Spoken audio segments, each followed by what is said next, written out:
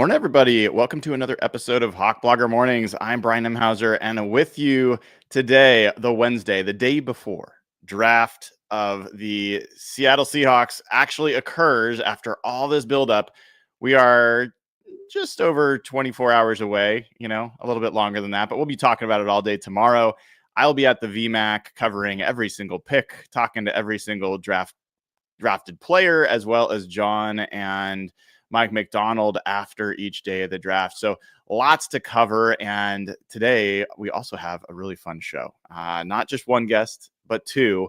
We're going to start with the man, the myth, Grant Cohn, who I'll bring on here in a second, who you know and you love. We'll talk about the 49ers and what they may do. They're a team that not just because they're in the division, but I find them an intriguing one about what they might do.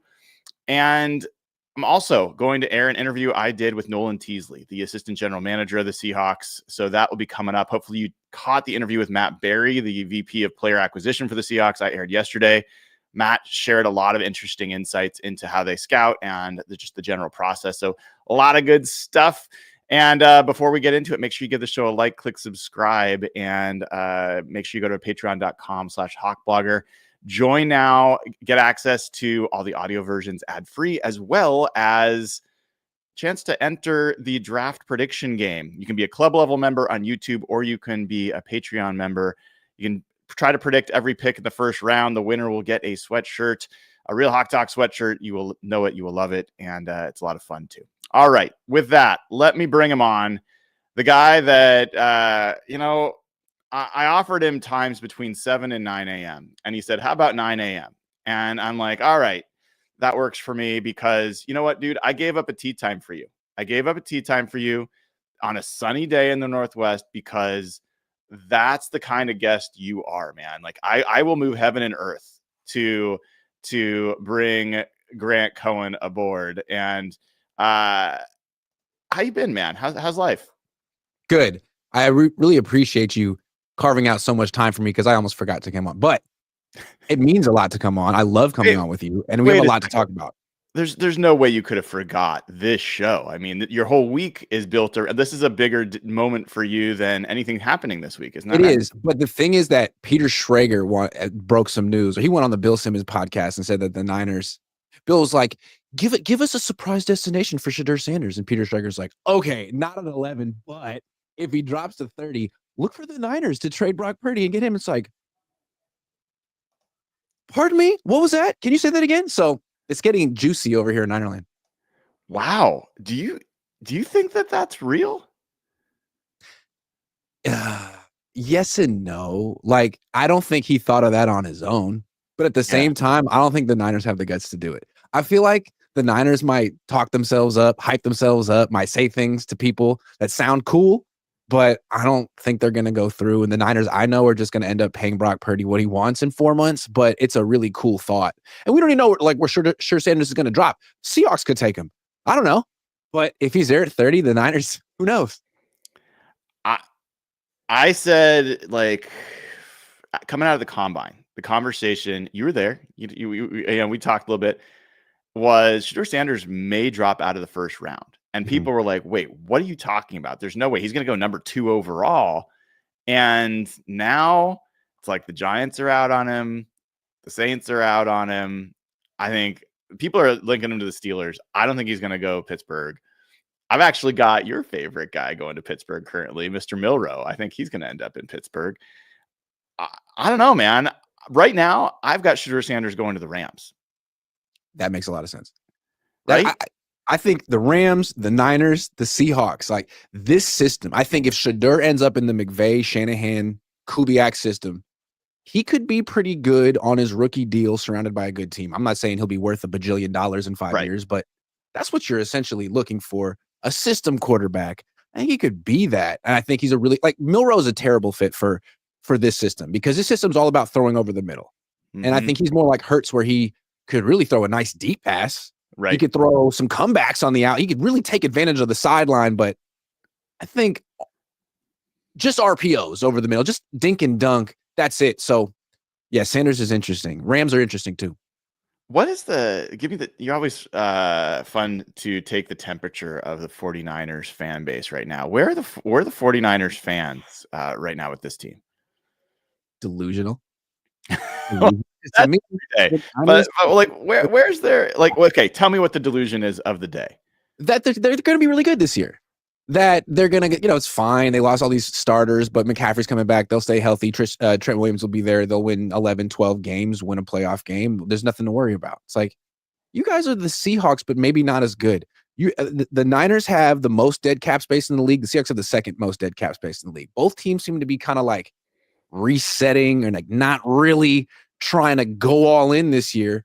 But Niner fans just sort of take it for granted, like, we're always in the NFC Championship game. We still have Christian McCaffrey. It's going to be okay. Like, I think you're more likely to have a worse record than the Seahawks this upcoming season than to win a playoff game. Have you heard what they're going to serve in the draft room? Is it going to be like, are you going to be asked to have like tap water, or are they going to actually have is ownership going to spring for bottled water, or like where are they on the spending for those kind of niceties? That's a great question, because last year they went over the top. It was like prime rib, and then it was like surf and turf the next night. So maybe this year they're going to give us peanut butter and jelly just to really drive the point home. Although Jed York's been on a culinary adventure, going around some of the best restaurants in the Bay, so he's been eating good. I will admit, of all the stadiums I traveled to last year, the 49ers food in the press box was the best. It was the best. It wasn't close, so I'll give them that. But I mean, you guys have the nice latte stand though. Okay, all right. I don't spend time in the press box up in Seattle, so and I also don't drink coffee, so it'd be lost on me. But fair. 49ers, I don't know if we've really talked since all the stuff that's gone on. I mean, free agency happened, and boy, did it happen to the 49ers. Lots of guys gone, not a lot of guys added. What's your kind of take, your genuine take on where this team is? I'm conflicted. I mean, part of me feels like they're doing the right thing. Like, which individual player should they have re-signed? Like Dre Greenlaw, the guy who tore his Achilles? Maybe. I mean, Talanoa Hufanga, the guy who's hurt all the time. You can sort of go pick a player by player and say, I understand what the Niners are doing here. But then the totality of it, they kind of look cheap this offseason. They're saying they're going to spend money eventually, but they haven't. And while I don't think they should really pay Purdy, and I wouldn't be against them trading George Kittle and doing a full-blown rebuild, it does kind of seem like they're being strangely cheap for no reason. It's not like these are the Arizona Cardinals. This is a team with a global fan base doesn't only sell out their home games, but they have teams flooding other franchises' stadiums when they're on the road. So they haven't really explained why they're being cheap, and it's kind of disheartening. This ownership group doesn't have the most respect league-wide, and if you like really dig into it, they bought a Scottish soccer team. They own a British soccer team that just got promoted to the Premier League. So like, if the Niners do a bunch of nothing in free agency this year, sign no one, and then go sign a really expensive midfielder and a goalie, that's going to look really bad. So I think that's kind of what fans are looking at right now. Like, what's the deal? And are you going to start spending again in the future? Because they did spend for about 8 years with they just gave Kyle and John blank checks, and now it's like the money's dried up. Well, and I'm sure you saw the story that came out yesterday that Devontae Adams said was interested in the 49ers, and they're like, we're offering wholesale prices, not retail. And he's like, well, I'm not a wholesale player. And John Lynch is like, that wasn't me. I didn't say that. So like, what do you make of that, man? It's bad look, right? It's not just your players who seem to be upset with you. It's other players on other team. Now, maybe in the Niners defense, maybe Devontae's agent called them up and said, hey, he'd be interested in playing for you. And they were like, okay, we're going to go sign DeMarcus Robinson instead. But it does seem like the Niners are getting a little bit of a reputation for being cheap. And it's a bad reputation. They often end up giving players what they want, their own players. But after 4 or 5 months of bitter negotiations and unserious lowball offers, it seems. So maybe their way of doing business is getting a little antiquated, and the word's getting out. It's a really odd situation, and I guess from an outside perspective, you just see it and you're like, all right, their championship window, the age of some of their players are they're kind of turning over and they're going to try to extend it as long as possible. So it makes sense. All the moves in isolation you can kind of understand, but this reason to like save money is odd to me. This isn't baseball, like where, you rebuild and save money, go under budget, and then you splurge once you're ready to contend. Like, you have a minimum spend in the NFL, a minimum of cap to spend. You've got a hard salary cap. Everyone should be spending relatively the same amount of money. It's just an odd thing that all of a sudden they're getting cheap. I'm trying to think like them, I guess. I think their strategy would be, look, we're going to spend a lot of money on Brock Purdy. They haven't done it yet, but they think they're going to. And they've never spent more than $34 million a year on a player. They've never been in this stratosphere of $50 million, close to it. So I think they're trying to figure out how to restructure their team with a quarterback making that much money. I think they've decided that comp picks are the secret sauce here. They need to get as many comp picks as draft picks aren't enough. Comp picks are things they just give you because you lost more free agents than you signed. So I think this year they're very faithful to that. And the deadline for the comp pick formula, whatever the comp pick formula is I want to say Monday. So theoretically, the Niners could go sign Amari Cooper on Tuesday or whichever free agent they've been eyeballing. And they might, but it's kind of a chintzy way to go about things. Like, meanwhile, the Eagles just gave a lot of money to Cam Jurgens, yet another player on their teams locked up for a long time. Like, that's how a real championship organization goes about things. Like, they spend money and they spend early on these players. They don't haggle and haggle and haggle. We're talking to Grant Cohn, and it's not just draft week, Grant. This is the week that people start reporting to the offseason program, and news came out yesterday. George Kittle did not show up for the 49ers, but Brock Purdy did. And I've got something to show you here in a bit, but before I do that, what's your read? Like, why is Brock Purdy showing up? Why is George Kittle not? Well, to be fair to Kittle, I don't think he's been to like phase one the last couple of years, and he could still show up for practices when they start in a month.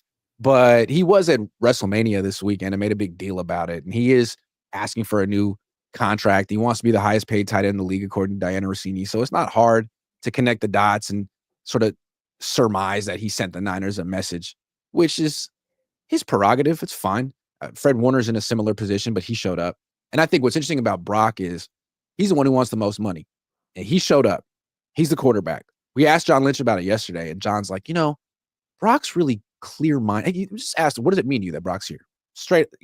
Went straight to, Brock's so clear-minded, he's not influenced by other people about what he should do. Like, who's telling him? Who's influencing? What are you trying to say? To me, that sounds like, hey, the agent told him not to come, but he came anyway, and we like that. That was my best. Or George Kittle told him not to come, or his parents told him not to come. Someone was like, hey, man, you should drive a hard bargain. And Brock's like, no, I don't think I should. Which I don't know if that means Brock's a good guy or maybe it just means he's realistic. Like, I don't need to give the Niners any reason to go draft Shedeur Sanders in round 2 or whatever. All right. Well, so I've got a little something I need your help with because, I woke up this morning and I had read the story yesterday about Brock Purdy showing up. And I was trying to figure out, like, what is the right energy? Like, what's the right visual that captures the energy of Brock Purdy? And this was the first one. I'm curious, like, this is option 1. And then I'm going to give you, this is, teacher's pet, just anything to make Kyle happy. And here's from a more recent show. If you'll get the reference, this is option 2. Ooh. Just the happy dog, the puppy dog that's making Kyle happy.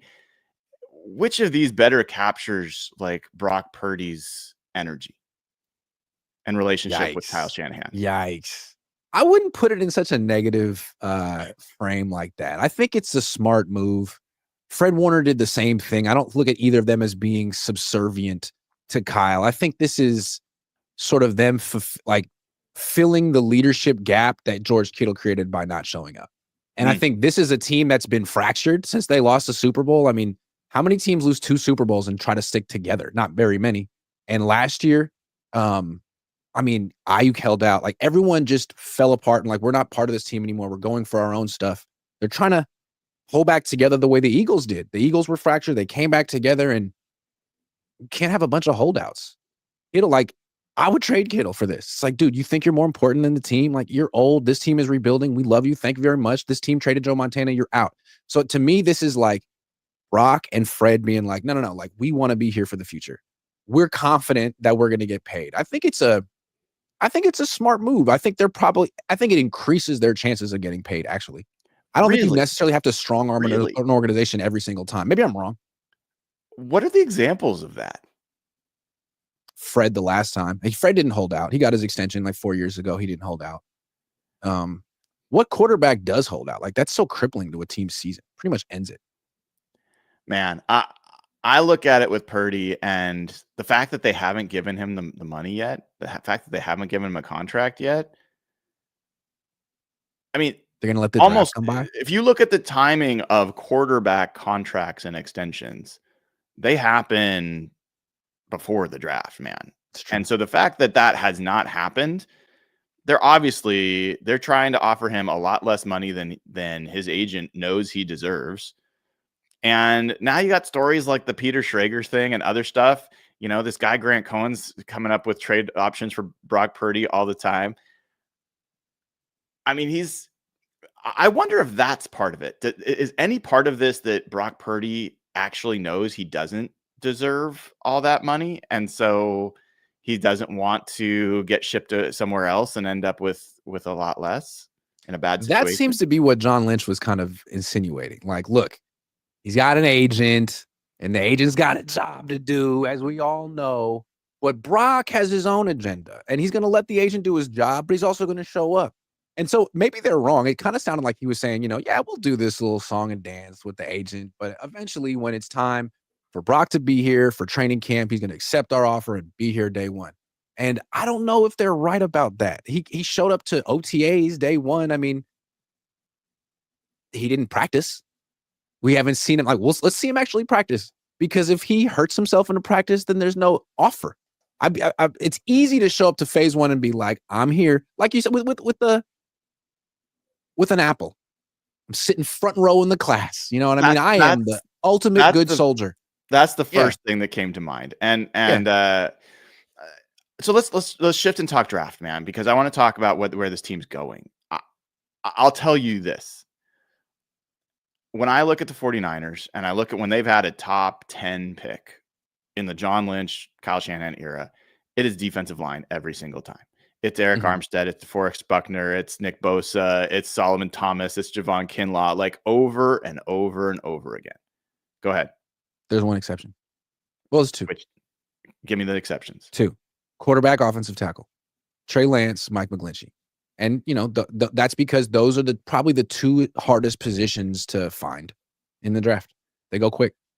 So currently, first question.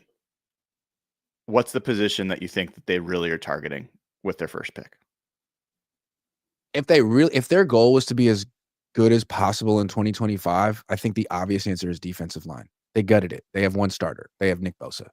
But I'm not sure that their goal is to be as good as possible in 2025. They might be looking more towards 2026, because I think they understand their Super Bowl window isn't open right now. They might make the playoffs. They might win 10 or 11 games, but their Super Bowl window isn't open. They're trying to open it up in 2026.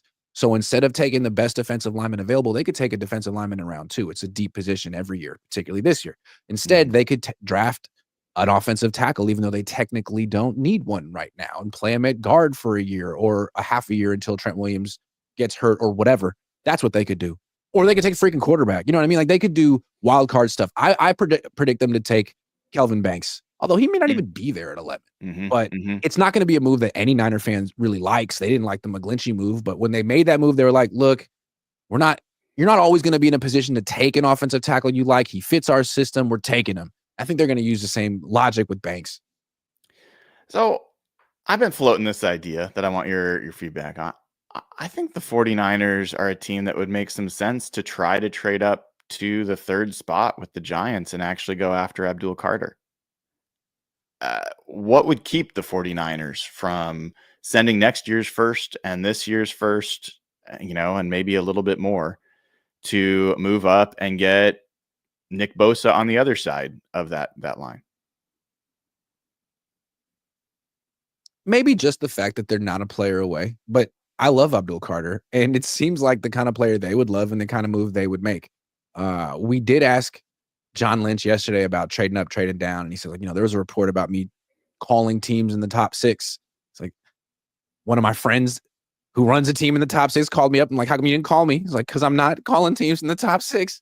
He's like, everyone wants to trade down this year. So I don't know that the Niners necessarily would. Again, like, they're thinking they're going to pay Brock Purdy all this money. And I think they need as many players on rookie deals as possible. So just having Abdul Carter is great, but he's expensive, and 2, he's just one player when they need like 15 guys on rookie deals starting in the future, assuming they pay Brock Purdy, which they haven't done yet. Give me 3 names. You've already given me a couple. Give me 3 names of guys that you wouldn't be surprised if the 49ers take at 11, and give me a couple names that you would be surprised if they. Okay, Mykel Williams seems to check all the boxes of things they want. I mean, he's a great run defender, a great edge setter. He's not necessarily a great pass rusher yet, but he has all the traits to become a good one. He's a good prospect. I'm not sure he'll even be there at 11. He might be the kind of player that the league likes more than the media. But he would be it. I would not be surprised. I wouldn't be surprised if they took a defensive tackle, even if it's a bit of a reach. Walter Nolan, Derek Harmon, either one. I would not be surprised. But then who would I be surprised? Will Johnson. I don't think the Niners would take a corner in round 1. They haven't taken a corner in round 1 since 2002. And that was like a late first round pick. As an organization, they kind of wait until round 3 at the earliest. So I would be surprised. Him, Jahdae Barron, those 2 in particular. Tyler Warren, I don't think the Niners will. Well, if they're going to trade George Kittle, anything's on the table. I don't know. Mm-hmm. Yeah. I mean, everyone loves to kind of talk up Howie Roseman because he's always taking trenches in the first round. 49ers have done the same thing, to your point. It's been offensive line, it's been defensive line, and it generally hasn't been the little guys. It hasn't been cornerback. I think Seahawks fans would be thrilled if the 49ers drafted Will Johnson at 11 and ignored the fact that they've got a 75-year-old left tackle and, nobody on the defensive line. But I don't think that's what they're going to do. I do think that they'll go for someone on the trenches.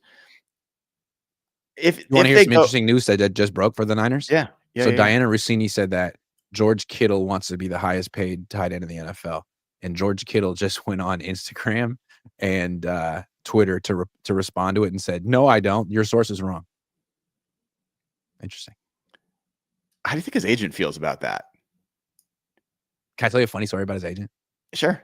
This is just between us. Okay. Don't tell anyone. Okay. No one will know. No one will know. Just us. So, in 2020, he was negotiating his extension, and I got a tip right before. I'm like, I'm not really a reporter, but I mean, I'm a reporter, but I'm not like cultivating all these sources, especially 5 years ago. Right. Someone tells me, "Hey, man, he's signing tomorrow, and here are the details." The details were wrong, but the date was right.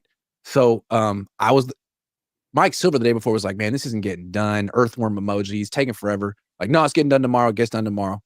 I call the agent or I text him because it's public information, the number. I'm like, "Hey, hope you appreciated my coverage of George during this time. I'd love to do business with you in the future." Because I kept calling him. He wouldn't call me back. And then I broke the story. Hope I can say this. Just between us. Off the record. So he you can send one of those like expiring audio messages. Uh-huh. Okay, so he sent me an expiring audio message. He goes, "You're dead to me. You're dead to George. He will never talk to you again." I was like, he's like, "I don't know who you thought you talked to." I'm like, "Oh, cool. All right. Well, good luck. Have a good one." I told George that story one time. He laughed. Can I get sued for that? He really did that. Wow. Funny. Why do you think he was mad at you? I don't know. Because he wanted that story. You know how agents are. I feel like they wanted to give a story to a particular person because it's all like these relationships, and he didn't know me, and I kind of got it half right, and he didn't appreciate it. It's like, well, you could have told me the information, and you could have made me right. Yeah. Well, yeah, the whole like agent currency with reporters and like it's wild, man. It's a wild, unseemly kind of part of. Why do you think the same 5 people break all the stories? Well, yeah, and why do they credit the agents for closing the deals and the tweets and all that stuff? Yeah, it's crazy. So I'm dead to him. It's okay though. I think you're doing fine. Doing fine. Although George, has he given you any compliments on your shoes lately? No, George is cool to me in person, but he's probably pissed at me right now. Although, yeah, I've been saying they should trade him, but maybe he wants to get traded. I don't know. I mean, like from George's perspective, if I were George Kittle, why would I really want to stay on the 49ers? Like, they're not contending. I'm getting old. Trade me. Not to Tennessee, not to the Giants, but somewhere good. Well, I mean, where would that be though, man? Seattle. Are you serious? You think Seattle's contending? No. No, come on. That's a good question. I don't know. Like the Bills? Send them to the Kansas City Chiefs. I'd be generous of the Niners. They need an heir apparent. Just have every tight end, every old good tight end. Yeah. Well, so knowing that the 49ers got a lot that they've can pick up in this draft, they've got a lot of picks. Not quite as many as the Seahawks in the top 100, but still quite a few. What do the Seahawks have? How many? They have 5 picks in the top 92. Oh wow. Niners have 4 in the top 100. Yep. Yeah.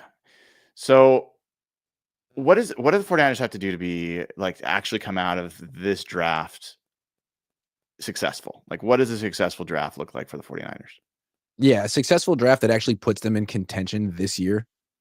It's like shooting the moon in hearts. It's like you need an offensive tackle in the first 2 rounds who starts right away, who could play maybe guard, a defensive tackle in the first 2 rounds who starts right away, an edge rusher in round 3 who starts right away, a linebacker in round 3 with the comp pick who starts right away, a cornerback in round 4 who doesn't start right away but is like the nickel corner and plays 70% of the snap. So first 5 picks, day 1 contributors.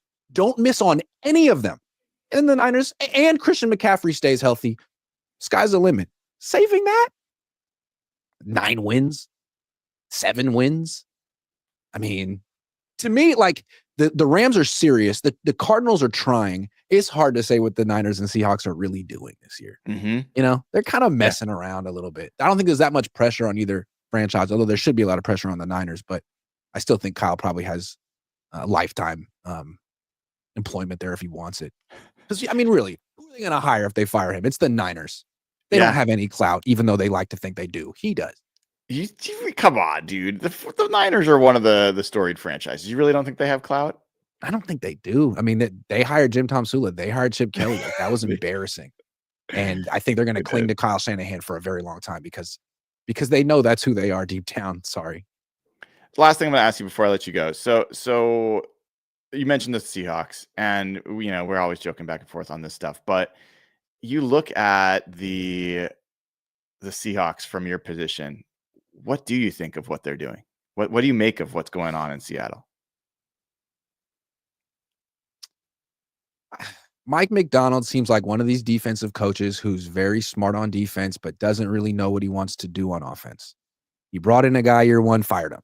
And now you're sort of like desperately jumping to the Shanahan offense when that's not really cutting edge anymore. I mean, look what Pete Carroll's trying to do in he's trying to be more like the Eagles. So I don't know. I mean, I really like Robert Saleh. I thought he could succeed with the Jets, but ultimately his failure was he didn't have any answer on offense. And I think that's going to be Mike McDonald's test.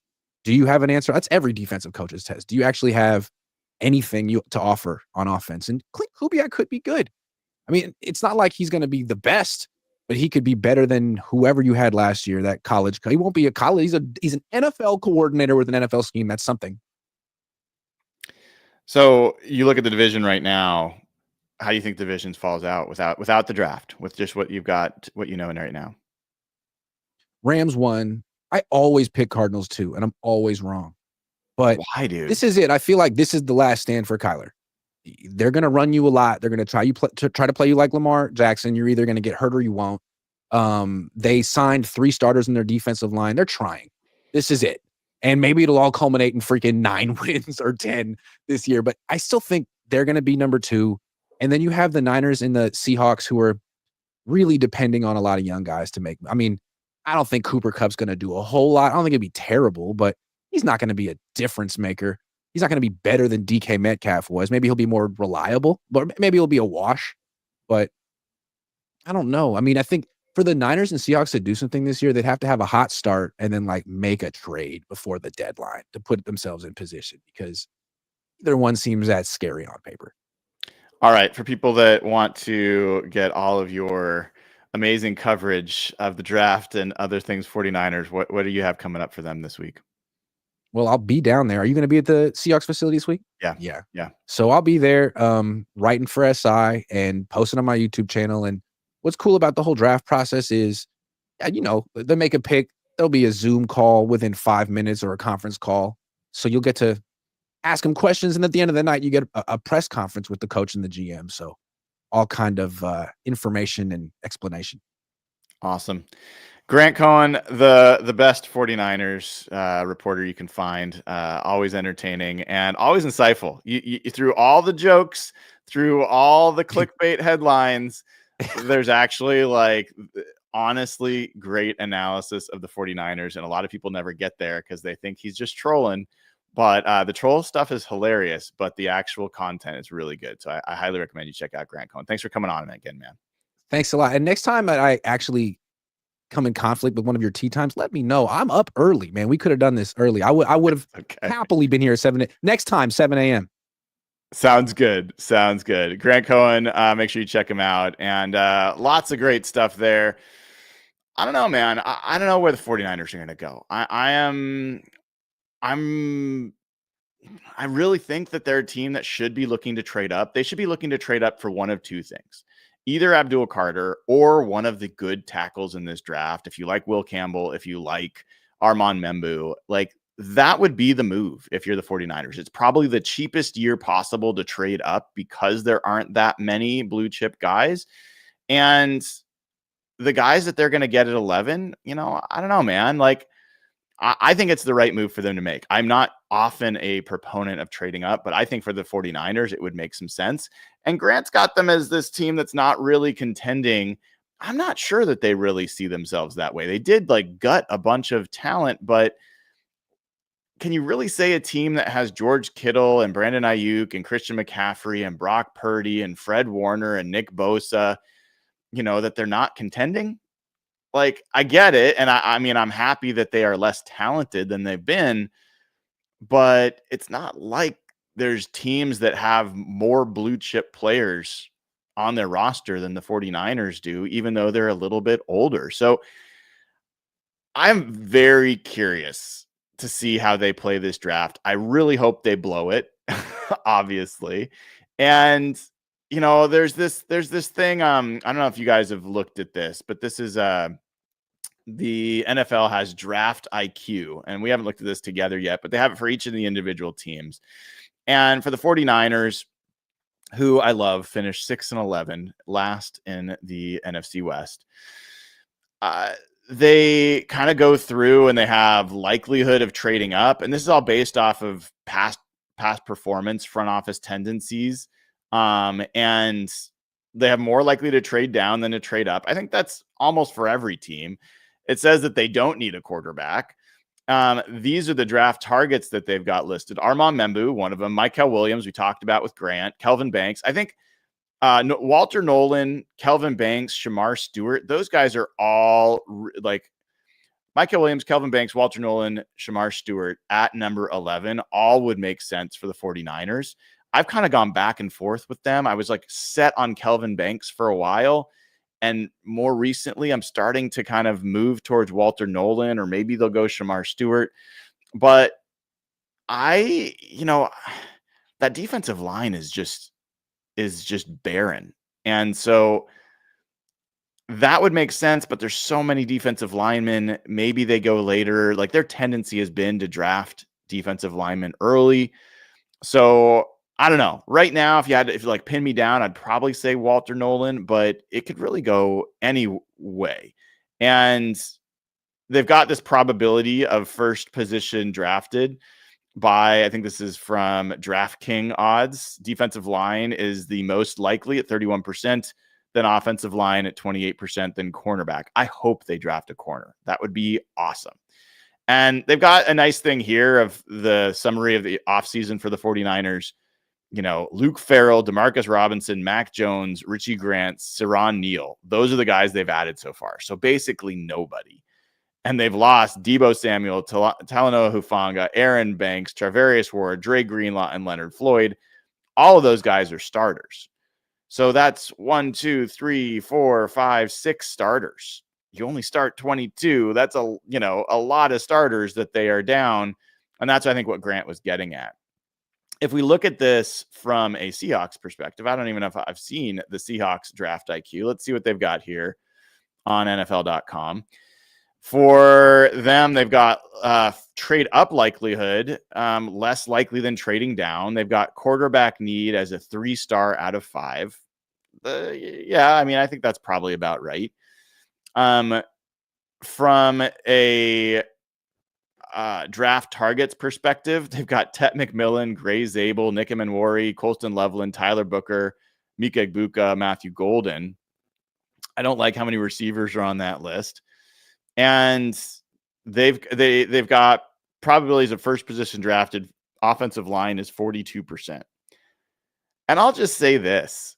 I've said it before. I'll say it again. It would take serious guts for John Schneider. And look, I'm not saying he should do it, but there would be a part of me that would be impressed if John Schneider sacrificed himself to take best player available.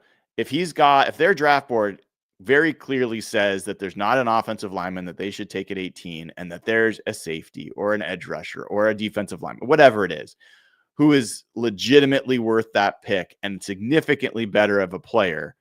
And he's like, we're not going to violate our board. We're going to take this guy. And then run the risk of not drafting an offensive lineman until round 2, and who knows what's available there. That would take guts. I'm not saying he should do it. I'm not advocating for it, but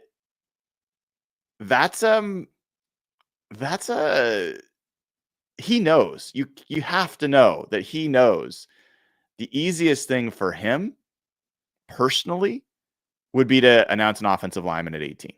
100%. Almost doesn't matter who it is as long as it's not some like random name that nobody's a fan of. If he takes Gray Zabel or Donovan Jackson, or he takes, Tyler Booker, although I'm not a fan of that pick at that spot, there's a number of names. Kelvin Banks, right? Like if he names one of those guys, it will be a sigh of relief because finally he will have invested their most valuable draft capital in the position that everyone's been hammering about.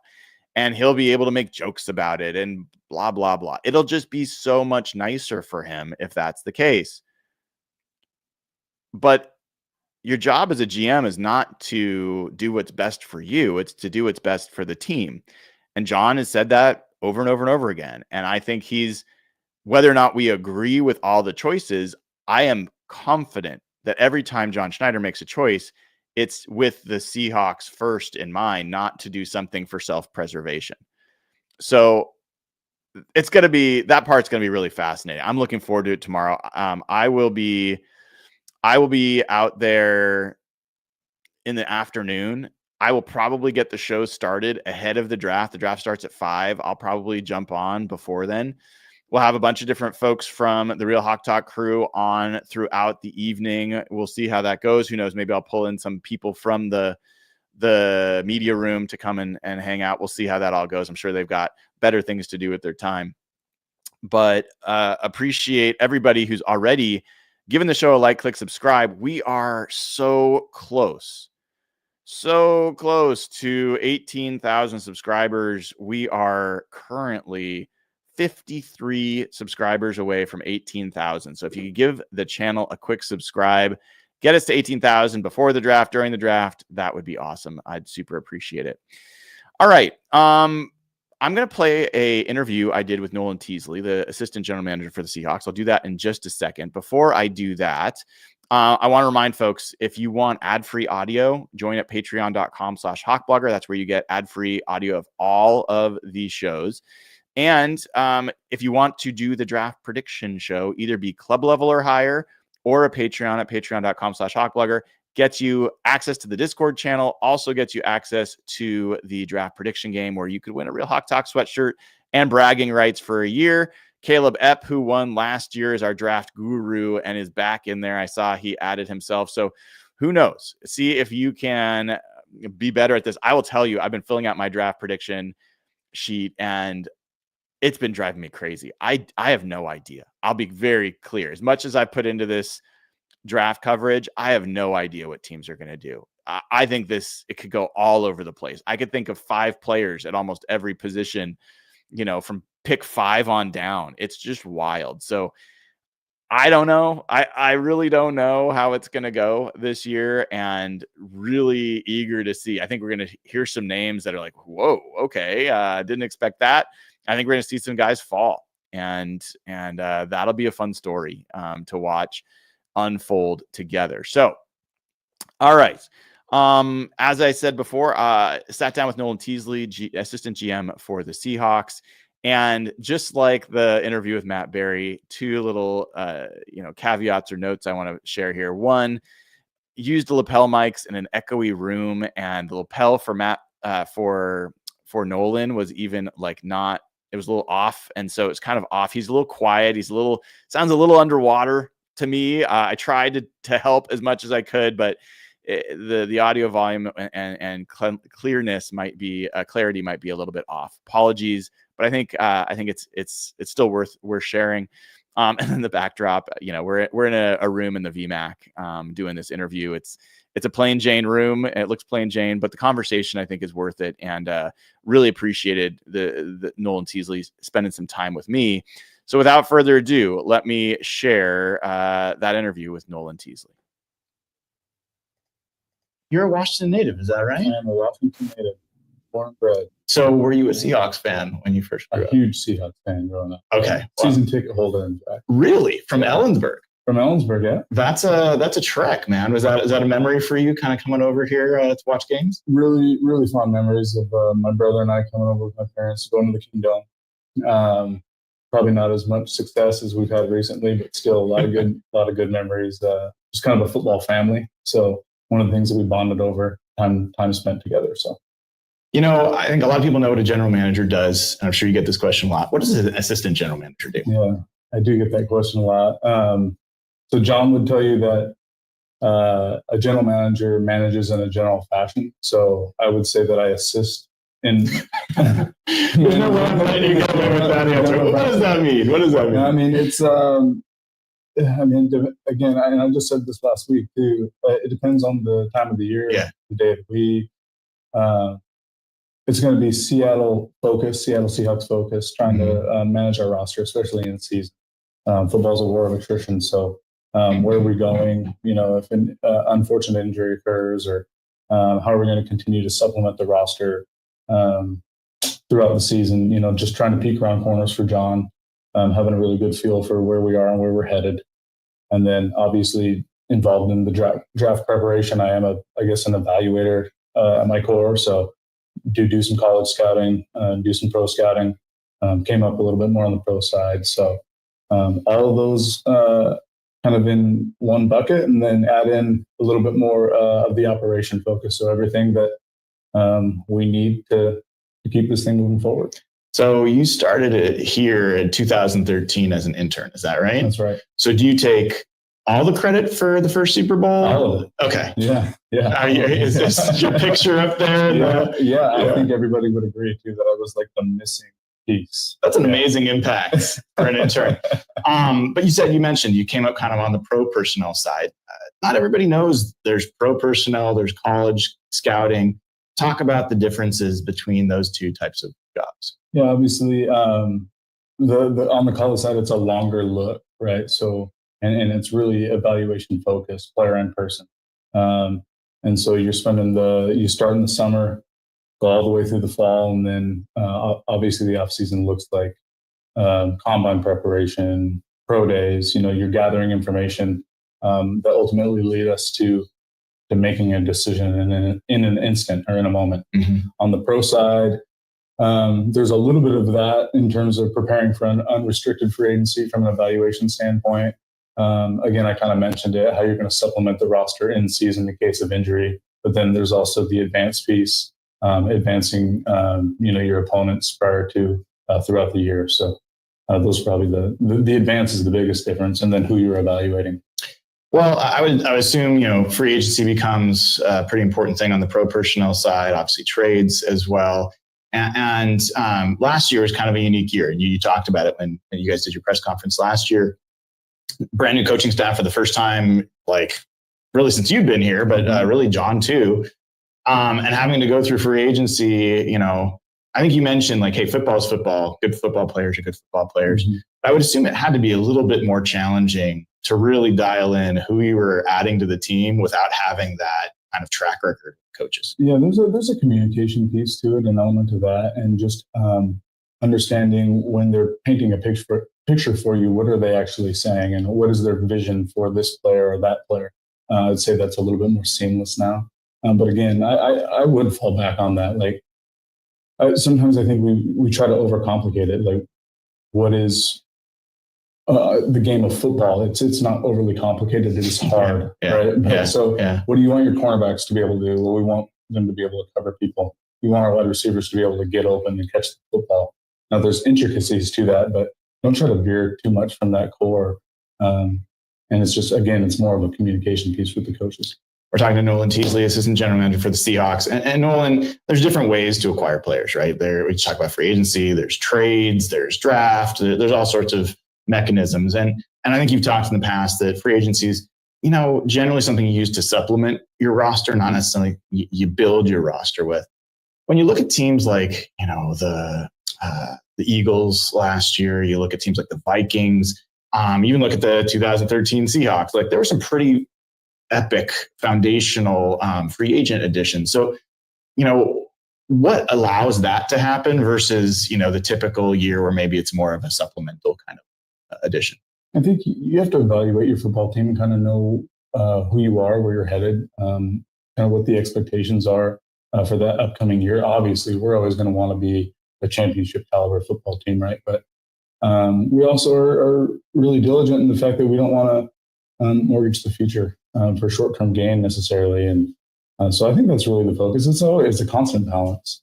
But I think we've done a good job of that and finding some pieces that, that have helped us continue to be competitive, but not necessarily impacting our ability to retain our young talent as well. How do you feel about this year's free agent class versus last year's, now that you do have that extra time with the coaches, extra communication, comfort, all that kind of stuff? Yeah, and I mean, we're as excited about this class as we were last year, maybe a little bit, I would say a little bit more aggressive to a certain extent, but we were still patient. Mm-hmm. We that allowed us to have good football players like Cooper Kupp and DeMarcus Lawrence kind of come to us a little bit. And I think those were following some of the trades, obviously DK going to Pittsburgh and being able to supplement the roster and acquire a starting receiver in Cooper. So it's we feel really good about where we're headed, and then we have the opportunity to continue to add to it in a couple of days. Yeah, it's exciting with the draft coming. We'll get there in a second. Actually, we'll get there right now. So one of the things that has probably changed, you tell me, you know a lot more better than I would, with scouting is just the access to data, access to information. You've got tracking data now. You've got, all sorts of analytics out there. Some teams, and I don't know, but I assume you guys are one of them, have started building data models, scouting data models to try to kind of compare the way, their human scouting process works versus what, an algorithmic kind of approach does and see, compare and help, improve their process. Is that something that you guys have invested in? Is that something that you find helpful in kind of eliminating bias? Yeah, absolutely. It's something that we've invested in. Patrick Ford and his staff do an excellent job in supporting our scouting efforts. And it's really twofold. At least there's an element of it from game management. And sure, we mentioned the advanced scouting as well. But in terms of evaluation, we have models in-house. We have proprietary metrics in-house that we value, mm-hmm. and that kind of that aid in our evaluation. There's certain metrics with certain positions that are more consistent and more valuable. With football, what we have a little bit is we have a sample size issue compared to when people try to go apples to baseball, right? Yeah. Well, you can find you can find a sample size of someone trying to hit a curveball a lot and many times over, right? Mm-hmm. Yep. Well, how many times can you replicate an offensive tackle versus the bull rush versus speed rush versus inside counter? And it's always the same because the protection's not always the same. Mm-hmm. The ball doesn't always come out in the same period of time, right? It's not always the same route concept, or the X didn't uncover on that concept as opposed to previously. So with football, the sample size, and you're missing a lot of context. So we're trying to build that and continue to take that into account. But that's why even with data and with metrics, we can continue to have conversations that are centered around football, but also, bring our analytics staff into those conversations as well. Have there been moments where, I'll ask it this way. I'm sure there have been moments where the data has a different perspective than the human scouts, right? Yep. And I'm sure that, generally when that happens, you maybe would say, okay, let's go back to the tape, see if there's something different. Have there been instances where the data kind of like opened your guys' eyes to a player that you didn't realize was as maybe as valuable as you thought? Yeah, there's a lot of different examples that it can shallow the pool a little bit. And if you're looking at maybe small school prospects, or if you're looking at all-star games, or, when we evaluate from other leagues too, that's helpful. But no, it's a really, really valuable piece for what we try to do short-term and long-term. I don't know if you can answer this one, but I'll ask it anyway, because I'm just kind of curious. You hear area scouts pound the table for the guys that they've been spending time with, that they believe in. You want that, obviously. Is there any sort of incentive for them from their career, from compensation, otherwise, for one of their guys to get drafted or to turn out well? And if so, how do you guard against potentially someone having maybe a not necessarily intentionally negative motivation, but maybe a motivation that's not team first? Yeah, I can't speak for other places, but we put the Seahawks first here. And our area scouts do an excellent job of doing that. They're passionate about what they do. They're going to have players that they're passionate about, and they should be, and we value that. We value their opinions. And everybody, I think that might be what's unique. We're a little bit more open here. And everybody has their say and their opportunity to kind of speak their mind. But ultimately, we're going to take all the information that leads us to making the final decision. Awesome. 2 more questions. I'll let you go because I know it's a busy time for you. So, I'm curious when, you've got offensive lines in Philly and Detroit and Tampa that are good offensive lines. And, John's talked about this a million times, but not a lot of those great players, but those teams have spent a lot of the highest draft capital, first round picks, second round picks. Is it something that, you started to adjust perspective internally about, man, we might have to use, some of our higher draft capital if we want to get guys that maybe we think are still maybe not justifying of that draft?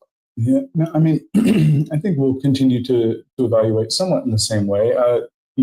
Data coming into play is, an important piece of that as well. But the other thing that I think you have to take into account with us is we need to continue to improve our ability to develop young players too. I think people can lose track of that in the short term, but young players are allowed to get better. And if we're doing it the right way here and helping support them, and even there's instances of schematically, players being better protected or put into better situations from a situational football standpoint. You're talking about offensive line, not being in pure drop back situations consistently. You can get better football out of players on a year-to-year basis, game-to-game basis. Yeah, it makes sense. Last question, and this is, I come from a business background, so forgive me if this is off topic, but there's this kind of old adage of, in business of you got to be careful about too much consensus because it can be an averaging of opinions as opposed to like a real incisive point of view. on the other side, there's, wisdom of the crowds, and getting a lot of different experts together can lead to a really unique point of view.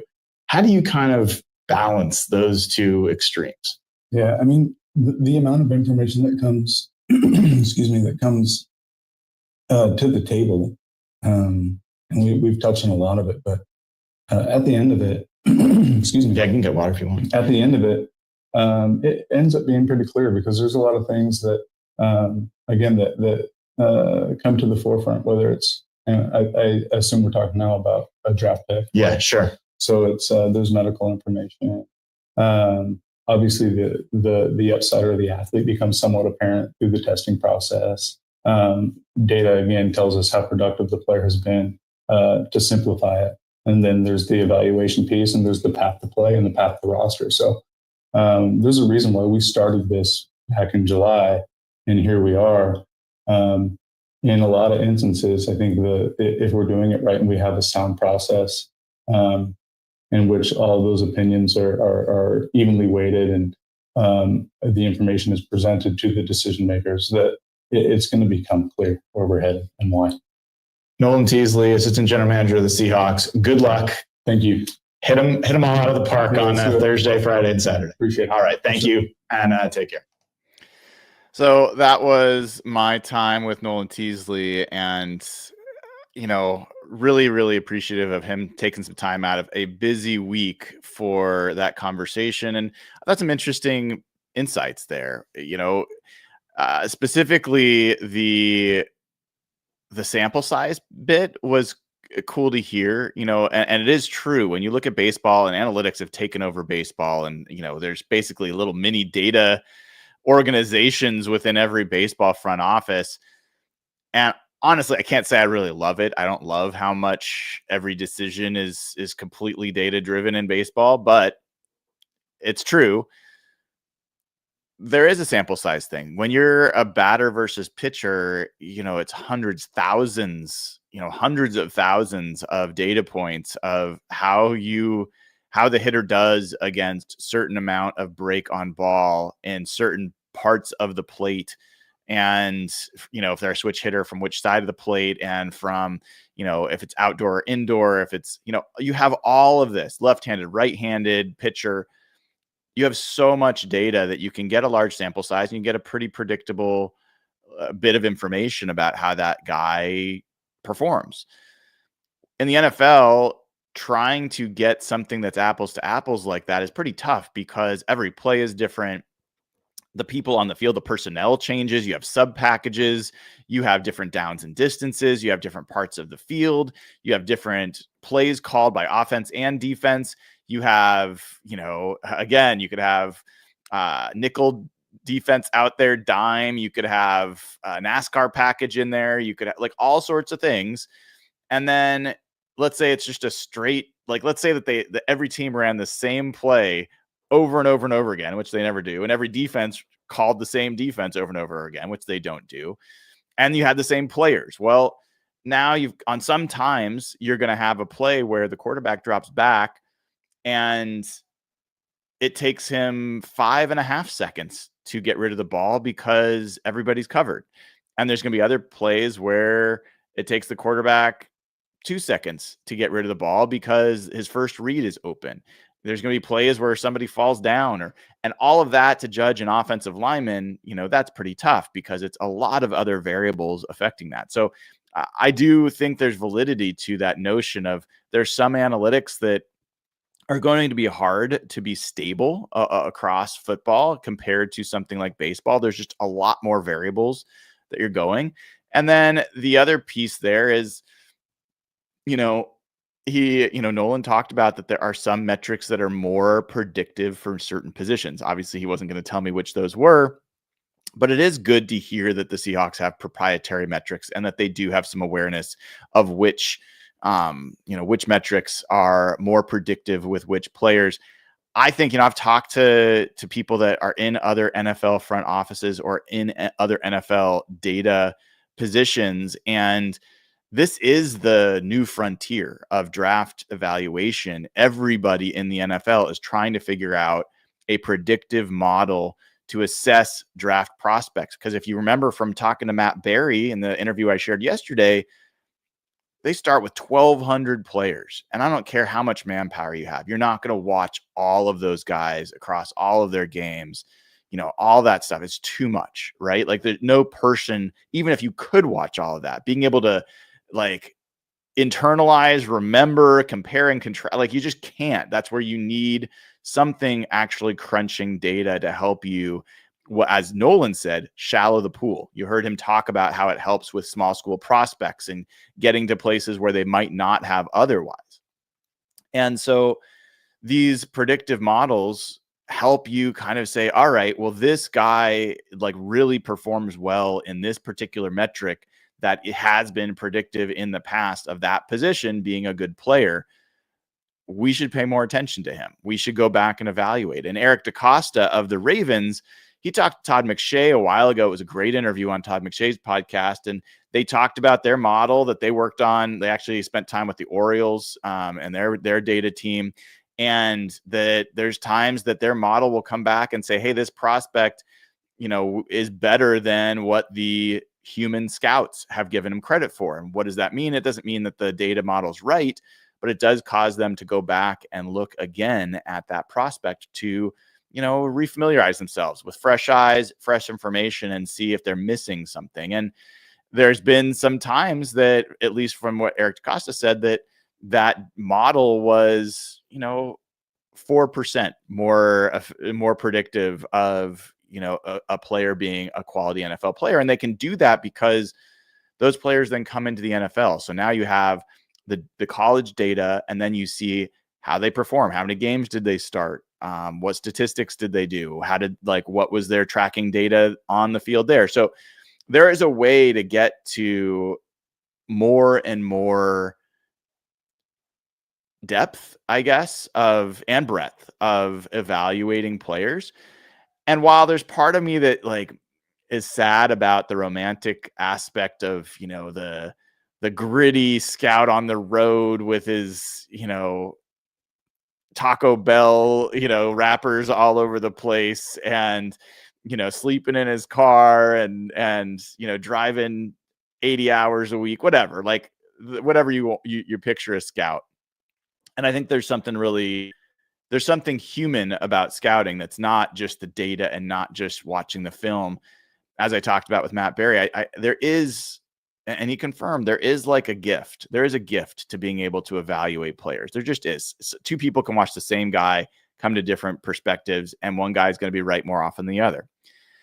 And even with all of that, I still really think the idea of data assisting is awesome because there's a kid right now playing at some small school who didn't get a chance or chose to go to that school because he needed to be by his family to take care of a million different things that keep that person out of the main spotlight. Well, if you have the data that's evenly distributed across all of these players, the chances that player could be discovered and have his dream fulfilled and become an NFL star and be someone who's valuable, I think is great. And I think that it's good for the sport. I think it's good for the people.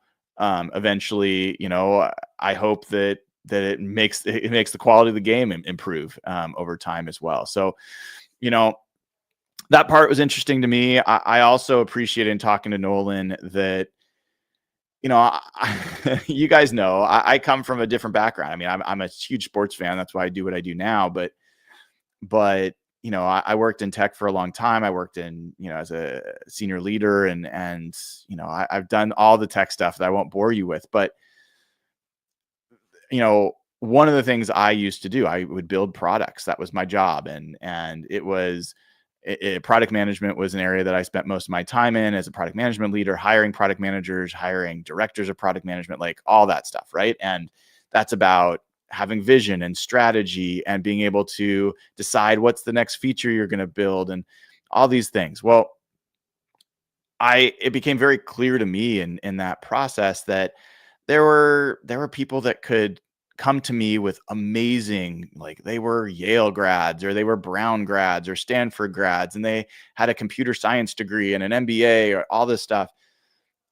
but that wasn't it. I mean, it was good. It was helpful, and there was a certain kind of work they could do, but there's a certain instinct, what you call product sense of understanding and being able to internalize, okay, this is what someone's trying to do. This is what they need. This is what we have available to us. Here's the technology that's there.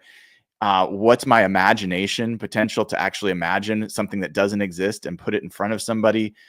How do you synthesize all this information into kind of a perspective? Well, there's a gift to do that.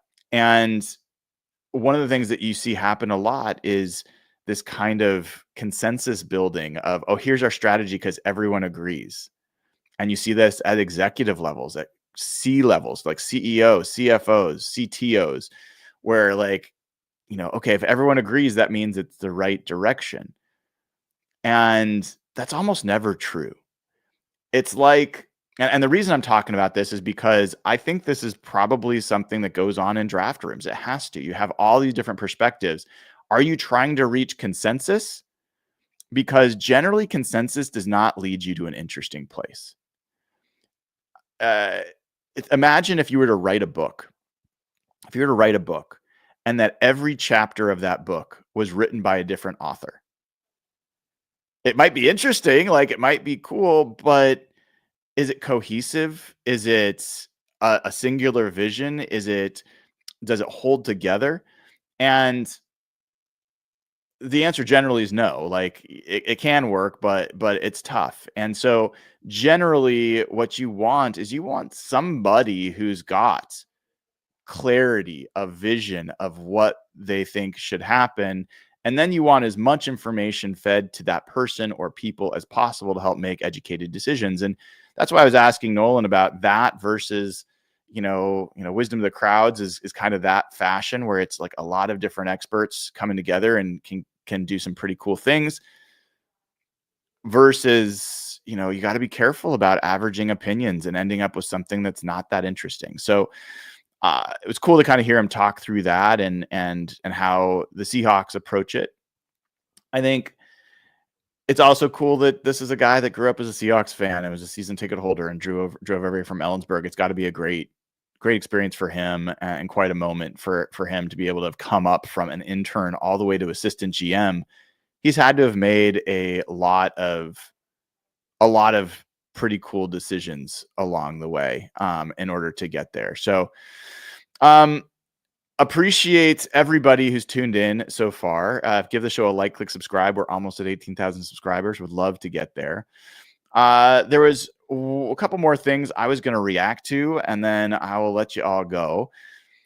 So before I do the quick reactions, I wanted to just say again, tomorrow, starting like 4:35, make sure you're here. We're going to have so much fun watching the draft together. It's going to be amazing. Can't wait. Going to be great.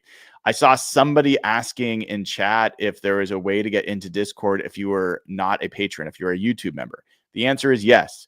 If you're a YouTube member, all you got to do is you have to be a club level or higher. So you got to upgrade to club level or higher as a YouTube member, and you can get access to the Discord channel as well.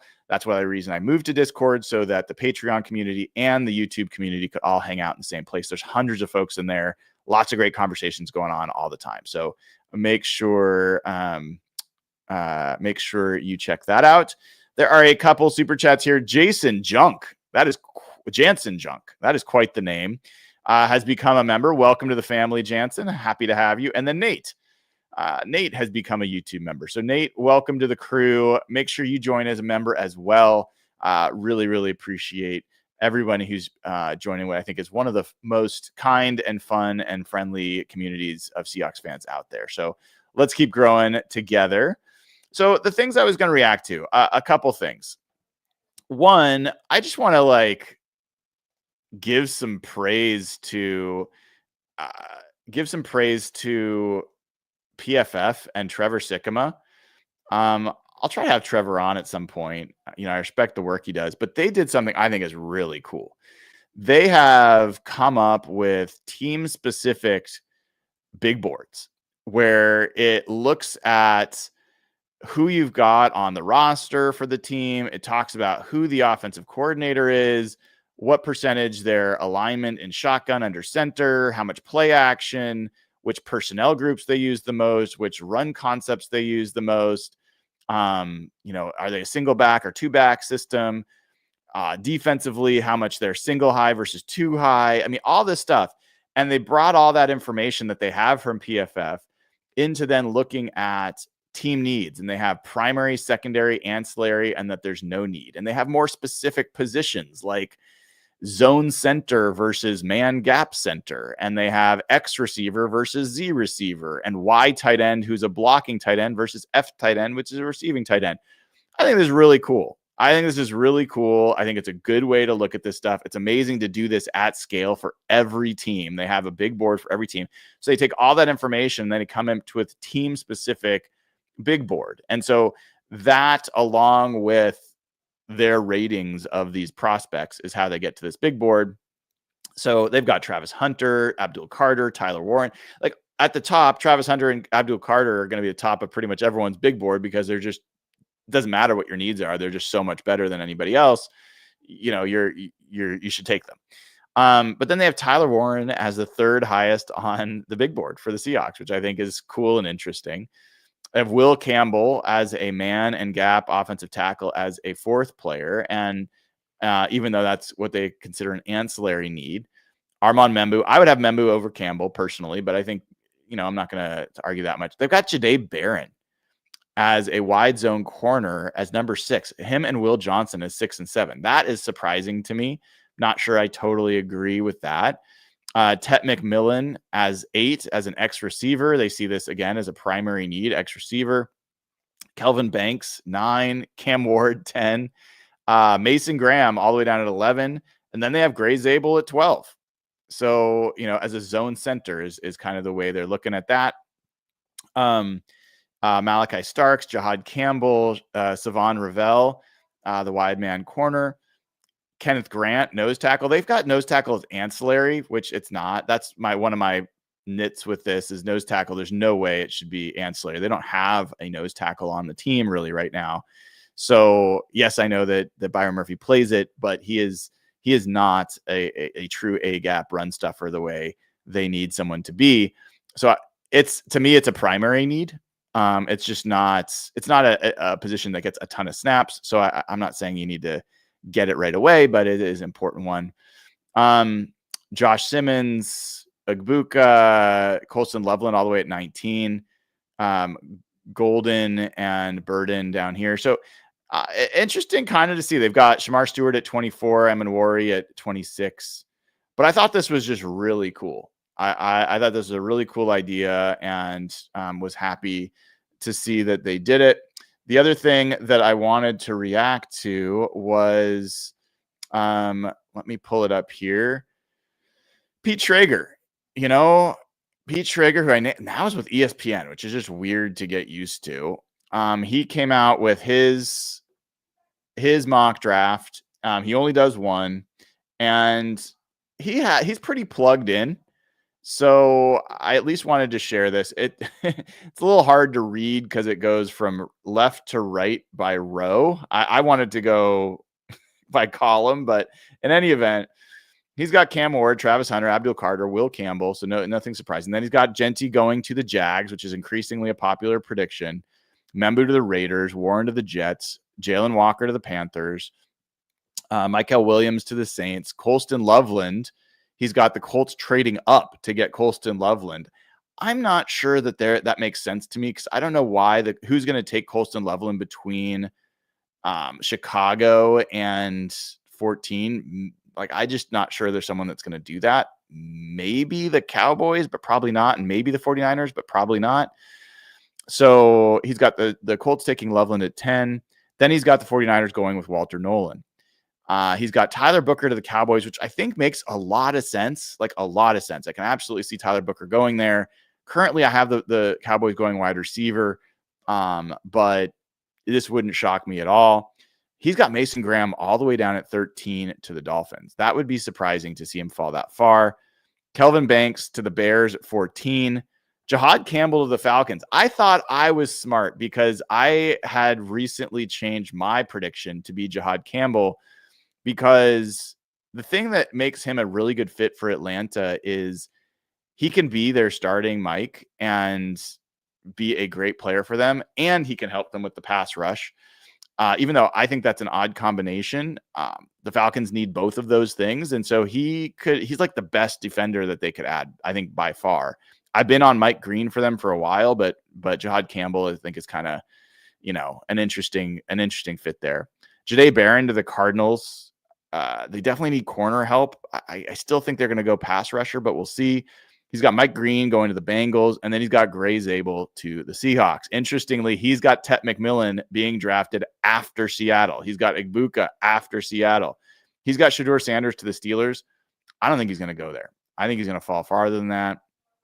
Kenneth Grant to the Chargers. Obviously, John Harbaugh's got a lot of experience with Mr. Grant. Matt Golden to the Packers.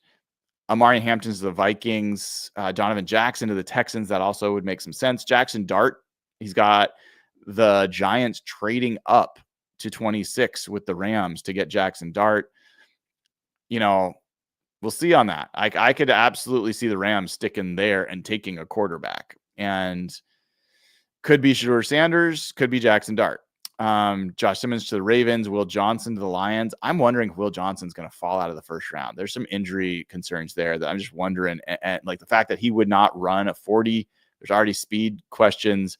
I'm just wondering if he's going to fall out of the first. Shamar Stewart to the Commanders, Malachi Starks to the Bills, James Pierce Jr. to the Chiefs, and Max Hairston to the Eagles. So that is Pete Schrager's mock. And I think some interesting thoughts there, like not terrible. And we'll find out. We don't have to guess by, a day away, a day and a half away, I guess. We will find out together what happens there. All right, everybody. I'm going to leave you with that. Thank you so much for tuning in today. We got another new member, Polly704. Welcome to the crew. Glad to have you. Would love to have as many folks in the membership as possible. And yes, make sure you upgrade to club level, get access to the Discord channel where you can talk all day long about the Seahawks and all sorts of other things. Okay, folks, have a great day. There is not going to be a real Hawk Talk today. We're going to take tonight off because we're going to be doing marathon. All the picks of the first, like I'm going to be on for every pick of the first round, every pick of the second, third, fourth, fifth, sixth, and seventh round. I'm going to be there the whole time that the Seahawks are still having picks to be made. So I'll be with you.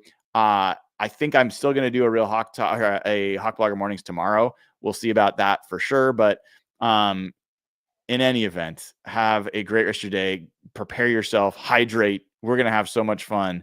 And I will see you all then. Take care.